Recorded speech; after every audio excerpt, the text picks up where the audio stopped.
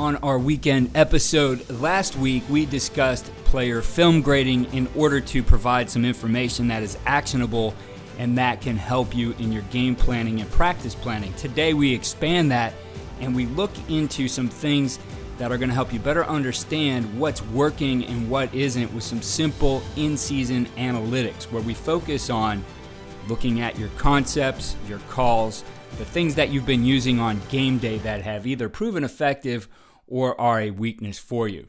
Simple in-season analytics can identify your strengths and weaknesses, and it's something that we started doing and proved to help us better develop our game plans and practice plans, and it's something that can be done on offense, defense, and special teams. And you could get as granular as you want with this, but even understanding some bigger picture numbers can shed light on areas of offensive, defensive, special teams success and needs for improvement. So let's take a look at a few examples and how you accomplish this. So the first step is to have your data, and you want it input into something. So that's either going to be Huddle or a spreadsheet. Now I like it in Huddle because the film is then tied to the data, but a spreadsheet will work as well. And typically you can create these columns in Huddle and then download those to a spreadsheet.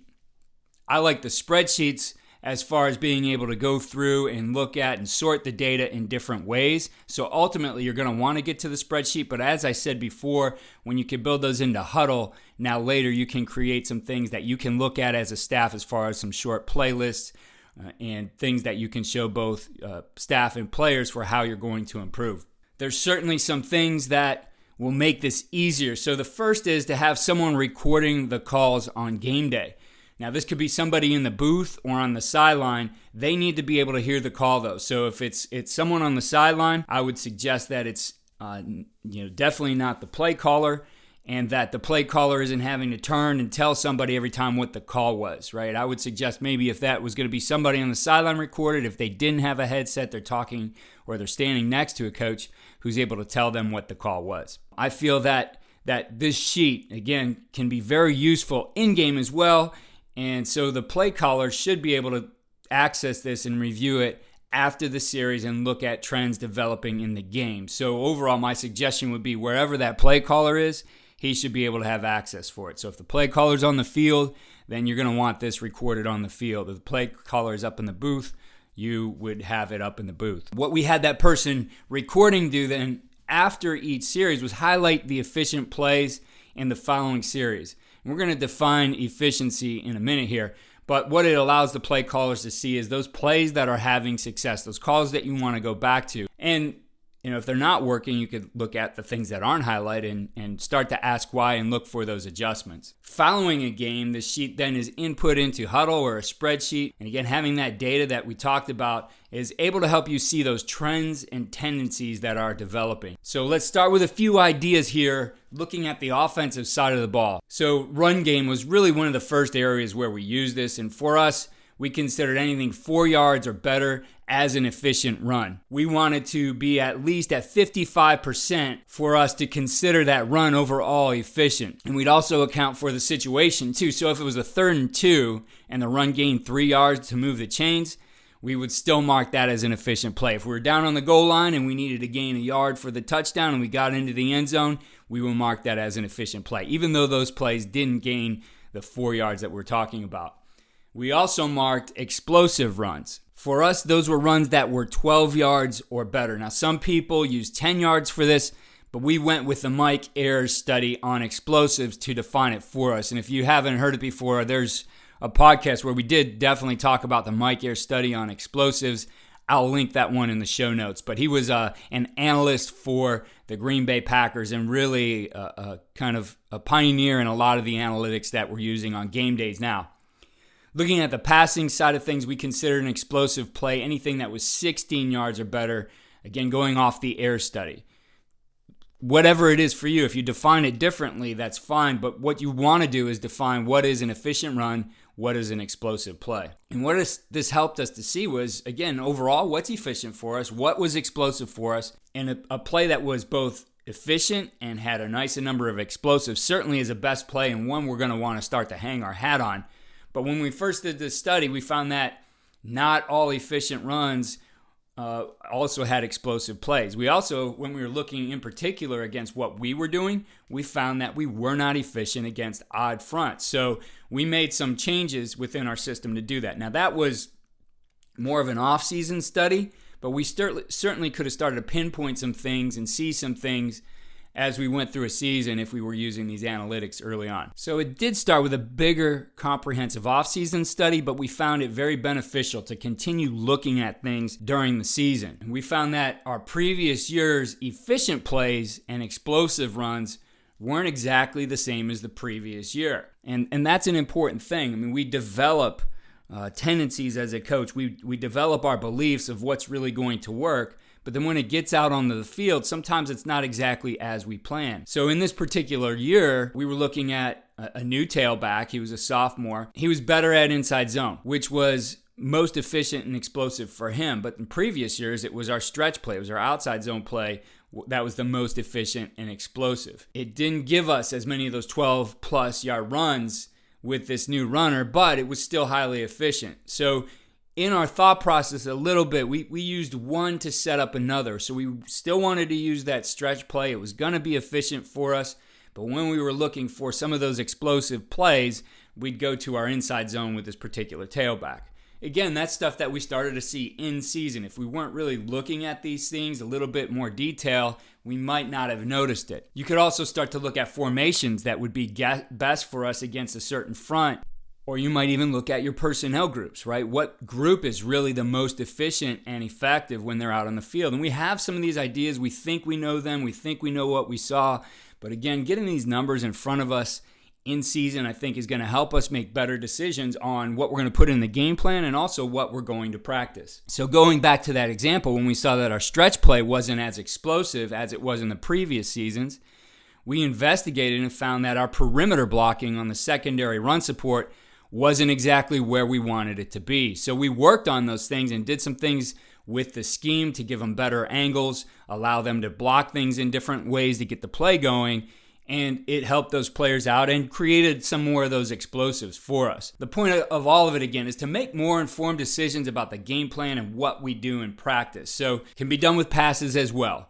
For passes, we use 6 yards as an efficient play and 16 yards as an explosive, as I said, getting that from the Mike Ayers study. Again, anything less than 6 that picked up a first down or a touchdown was considered efficient. And looking at this for the passing game, you can start to see where you might want to adjust a route to make something more explosive or work on quarterback decisions and the scenarios that he faces in practice to make him more efficient and even more explosive. You'll find when you're doing these studies that maybe your quarterback isn't looking at the right place or looking there long enough before he moves on, and you may miss those opportunities for explosive plays. The data will start to show that you have a pattern of things, and the patterns are going to tell you what you can look at and focus on for improvement, or this is really an area of success for us. This certainly can and should be done on defense as well. You can look at your fronts, your stunts, your blitzes, your coverages in this manner. If you're using a blitz, you can determine if it forced a bad decision, rushed the passer, hit the quarterback, or resulted in a sack, and saying that all of those are efficient for you when those things happen. What percentage of that call, that blitz, is doing those things that make it efficient? If you have something that you call again and again and again and really didn't do anything to affect the defense, you need to consider, why didn't it work? What do we need to work on? Or do we want to run this call? Maybe it's something we just want to delete and move to something that's working better. Move our time over there. Again, the decision goes on you as the coach. The analytics just drive some of these decisions and allow you to look at the picture in different ways. On defense, you could also take that offense approach and look at what are the schemes or the pass concepts that are having the most success against you.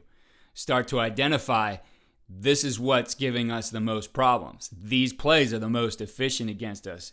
And again, through scheme, through working on refining technique, get better at those in practice, and look at what calls maybe do you have that can help stop those a little bit better. It starts to provide you that answer sheet where you know, if this is hurting us in a game, we can go to this. Let's extend this idea to special teams. You want to find ways to evaluate your coverage on punts and kickoffs. So let's start there with your coverage units, breaking down that single unit. Where are you most efficient on that play? Where are you holding them to a certain amount of yards, right? You're going to want to hold them under a certain amount of yards in a return to consider it an efficient punt. Or maybe you are a directional team. Maybe it's considering how many times that ball's actually picked up, right? What are the things that you need to work on in your particular schemes? Certainly looking at the coverage on kickoffs as far as where you place the ball. And again, on the flip side of it, you could look at what are the other teams. If these are our numbers and we're facing a team that's pretty explosive based on our definition or pretty efficient based on our definition, what can we do to make them not efficient? What can we do to take away those explosive plays when that unit's out on the field? So it starts with defining for you, within your system, within the way you do things, what is efficient or what is a big play. On returns, you want to set yardage for efficiency and explosiveness, right? A certain amount of yardage on a punt or on a kick return. A certain amount of yardage will be explosive. A certain amount of yardage will be efficient. How efficient are you in a particular return? Maybe you've been working too many and you find that this one's good for us and this one over here is not as good. Again, the decision then goes to, what are we going to do in practice? Do I still want to continue with this one and make it better? How am I going to make it better? What are the things we need to work on? Or do I want to put this time more towards this thing that's really working for us right now? The numbers start to tell you the truth about how well you're doing. And again, you'll be able to identify both your strengths and your weaknesses. With some teams that we coach, we shared the numbers with the players. On others, we didn't bog them down with that number, but would rather go into some of those areas needing improvement on film or walkthrough and in practice. The translation, though, with all of this, that number needs to find its way into the practice plan, into how you're going to use that data, and it should be also reflected in your game plan. If you're doing the work just to come up with numbers, it's kind of wasting time. So the last thing I want to address is that time spent getting it done. I know that every coach has a lot on his plate, regardless of the level he's coached at. When I started doing this, I did it on my own for quite a long time. But later, as I started to get help, I put a student assistant on it.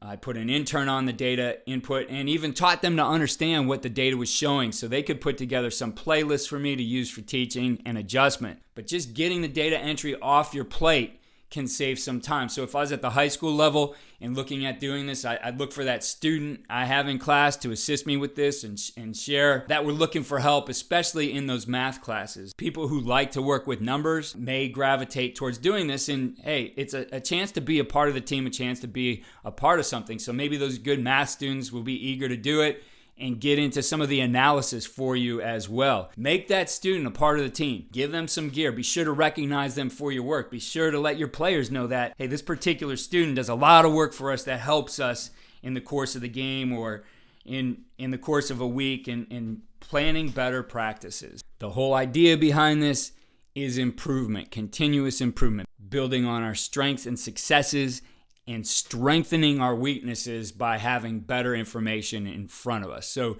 dig into it, start slow, start with something. Look at one thing this weekend and figure out what are the numbers for you and what is it telling you about what you need to work on this week. I think you can do it at every single position. If you're a position coach, maybe it's just looking at your different routes that are really producing for you. Maybe you find that a certain player is struggling on, let's say, a post route, right? What can you do to improve him on his post route because he doesn't have any explosive plays on that? So this can get down to the individual position coach level as well. To me, it's all about finding out what are these numbers that I need to identify that are going to help me make better decisions. So we'll be back again next week with some pointers for the weekend. Good luck in your game planning, your practice planning this particular week, and keep the season rolling along. Be sure to follow us on coachandcoordinator.com for all we're doing. We're including some takeaways from big games, something that we started this week. Be sure to check out that blog and follow me on Twitter at Coach K. Grabowski.